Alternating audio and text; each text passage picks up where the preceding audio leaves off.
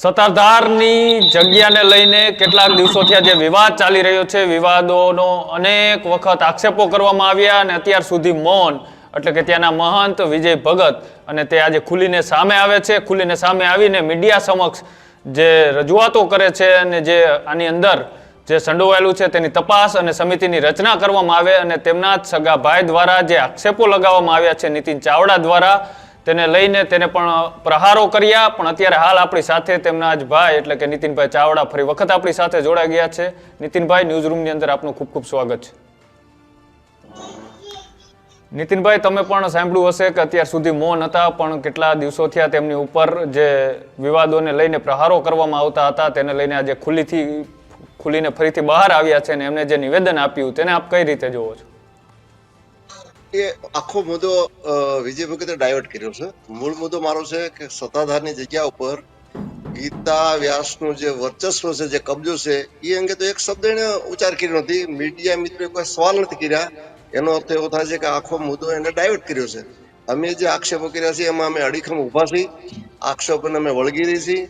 એ ભાઈનું face reading જોવો તમે વિજય ભગતનું, એમાં સાહેબ એ જે આક્ષેપો અમે કર્યા છે, આક્ષેપોને સામે અમે એમ કે છે યથાયોગ્ય સમય અમે ખુલાસા કરીશું. અમારી કમિટી સમિતિની રચના કરીશું. અમારી ટીમના માણસો, ટીમ નથી, ગુંડાઓની ગેંગ છે એક જાતની.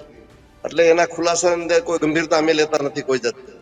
એટલે એ જે વાત કરે છે તો પત્રકાર મિત્રોને મારે એટલું કેવું છે કે તમે સત્તાધાર જાવ તો વચ્ચે માત્ર 1 જ મિનિટના રસ્તામાં ગીતા વ્યાસનો ફ્લેટ બંગલો, ત્યાં કેમ કોઈ જાતે પ્રશ્ન પૂછતા હતા, તું અહીં કેમ આવીશું, શા માટે તારા સત્તાધારમાં રહેવાનું છે, સત્તાધાર માટે વિજય ભગત માટે તારો કબજો કેમ છે, એમ કેમ કોઈ પત્રકાર મિત્રો આજે ગયા તો કેમ કોઈ સવાલ નથી કર્યા? મીડિયા મિત્રો એને સવાલ કરવા જોઈએ ને કે ભાઈ આ ગીતા મેડમ અંગે આખો ઇસ્યુ ઉભો થયો છે, મુદ્દા શા માટે ડાયવર્ટ કરે છે? તમે હવે આગળ કઈ રણનીતિથી આગળ આવશો ને તમને હજી કોઈ ધમકીઓના ફોન આવે?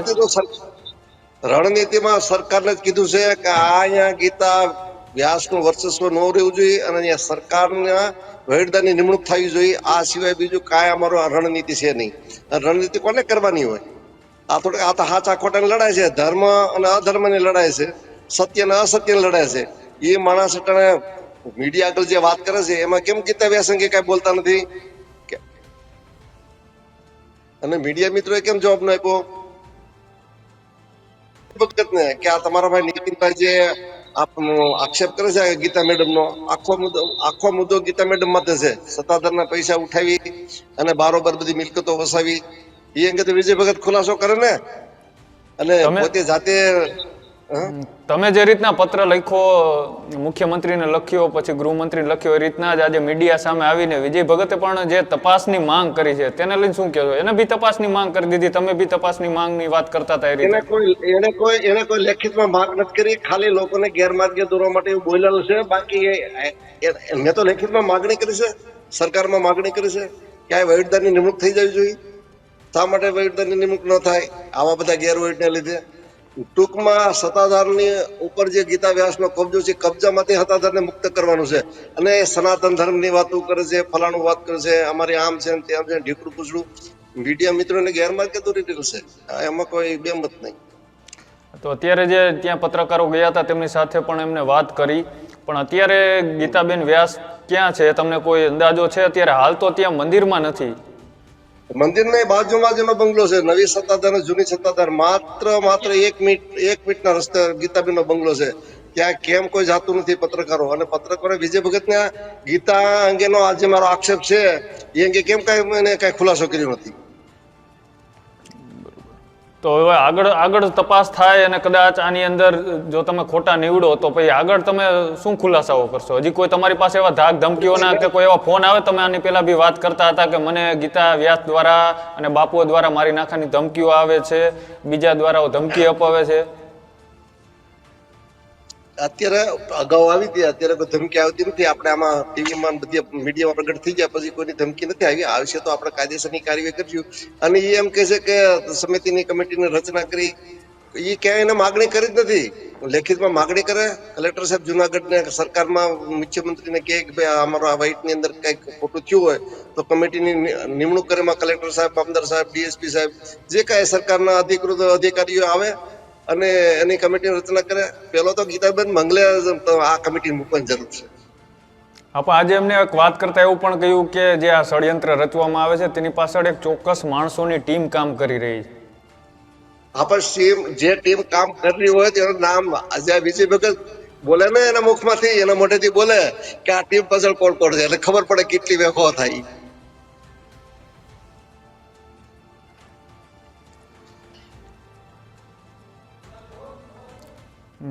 હા, તો એના દ્વારા એવું પણ કહેવામાં આવ્યું કે કદાચ એ જે આક્ષેપો કર્યા તમારી ઉપર પણ ઘણા આક્ષેપો કર્યા કે દારૂ પીને ગાળા ગાળી કરીને અહીંયા મંદિરમાં ગમે ત્યારે આવી જાય છે. મારા માણસોએ એમને રોકવાની કોશિશ કરી હશે ને એને જે તે વસ્તુ જે તે ટાઈમે કીધી હશે એનું એને સારું નથી લાગ્યું એટલા માટે નીતિન ચાવડા અત્યારે મારી સામે જ ઊભો થયો છે એવું પણ એના દ્વારા એક કહેવામાં આવ્યું.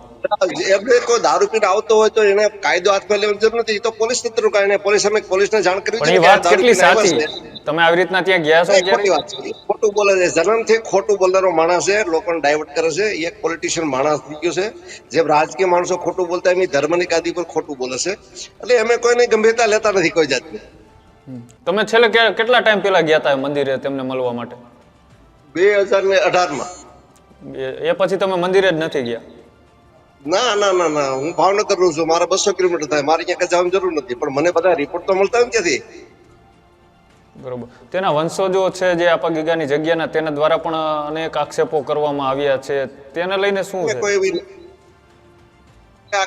જે મારા સામે જે કઈ પ્રશ્નો મૂક્યા છે એમાં મારે એને કોઈ જવાબ દેવાનો નથી. કોઈ અધિકૃત વ્યક્તિ તો છે નહીં કઈ. અને આપા ગીગાનો વંશ હોય, આપા ગીગા તો ફકડ હતા, એને ક્યાં લગ્ન કર્યા હતા? વંશમાં હોય એના પરિવારજન હશે કદાચ, મને બહુ એવી ખબર નથી કઈ. અને એના વંશવાળા કોઈ બોલતા મારે એને કોઈ જવાબ દેવાનું થતું નથી. જગ્યામાં જે ગાદીપતિ હોય એટલે ગાદીપતિ જે કાંઈ હોય એને જવાબ દેવાના છે ને. સાચો આખો વર્ચસ્વ જેનું છે ગીતાબેન વ્યાસનું, એને કેમ મીડિયાવાળા પ્રશ્ન પૂછતા? મારું એમ કહેવાનું છે. એ અત્યારે ત્યાં હાજર જ નથી. જ્યાં મીડિયા વાળા ગયા હતા ત્યારે મંદિરમાં કે આજુબાજુના વિસ્તારમાં તપાસ કરી તો મંદિરમાં નવી સત્તાધાર અને જૂની સત્તાધારની વચ્ચે ગીતાબેન વ્યાસનો થાય છે. માત્ર એક જ રસ્તે અહીંયા રહે છે. તો તમે પ્રશ્ન એને પૂછો ને. મને તો એ વાતનું દુઃખ છે કે આ મીડિયા મિત્ર અહીંયા ગયા હતા ત્યાં માત્ર 2 મિનિટની અંદર આ સનાતન ધર્મ અમને સેવા કરી છે, ફલાણું કરીને, ઢીકડું કરીને, કુસડું કરીને. મૂળ મુદ્દો છે કે સત્તાધારના પૈસા ગીતા વ્યાસ ઉપાડી જાય છે. શા માટે ભાઈ એને આપે છે? એવો કોઈ પત્રકાર મિત્રોએ કઈ પૂછ્યું નથી કોઈ એને. જી, તો ચોક્કસથી નીતિનભાઈ ચાવડા અમારી સાથે જે જોડાવા બદલ આપનો ખૂબ ખૂબ આભાર. તો આ હતા નીતિનભાઈ ચાવડા જે અત્યારે જગ્યાના મહંત છે, એમના મોટા ભાઈ છે અને અનેકો વખત તેમના દ્વારા જે આક્ષેપો કરવામાં આવ્યા હતા તેને લઈને આજે આપા ગીગાની જગ્યાના મહંત એટલે કે વિજય બાપુએ આજે ખુલીને મીડિયા સમક્ષ આવ્યા અને જે એમના ભાઈએ કરેલા આક્ષેપોનો લઈને જવાબો પણ આપ્યા. અને ભવિષ્યમાં જો સરકાર આની કોઈ કમિટીની રચના કરે તો એનો પણ હું જવાબ આપીશ ને ભવિષ્યની અંદર આમાં કોઈ પણ જાતનું કૌભાંડ નીકળે તો પણ હું આનો જવાબ આપવા તૈયાર છું. સનાતન ધર્મનો ખુલ્લા મેદાનની અંદર ઊભો છું અને જો ભવિષ્યમાં જરૂર પડશે તો ફરી વખત મીડિયા સામે આવીને આ ચોક્કસ પ્રશ્નોના જવાબ પણ આપીશ. તો તમારું શું માનવું છે આ સત્તાધારની જગ્યાને લઈને? 2 સગા ભાઈઓને લઈને જે વિવાદ ચાલી રહ્યો છે, એક મહંત અને એક સરકારી અધિકારી છે પણ અત્યારે રિટાયર્ડ છે, તેમને લઈને મુખ્યમંત્રીથી લઈને ગૃહમંત્રી લગીનના અધિકારીઓ અને ઓફિસોની અંદર પત્ર લખીને આ જે વિવાદ છે તેનો પર્દાફાશ કરીને આ જગ્યાને સરકારશ્રી એટલે કલેક્ટર હસ્તક કરવાની વાત કરવામાં આવી છે. તમારું શું માનવું છે તે અમારી કોમેન્ટ બોક્સની અંદર અચૂકથી જણાવજો અને આવી જ અવનવી સ્ટોરી જોવા માટે અમારી યુટ્યુબ ચેનલ ન્યૂઝ રૂમને આજે જ લાઇક કરો, શેર કરો અને સબસ્ક્રાઇબ કરો. નમસ્કાર.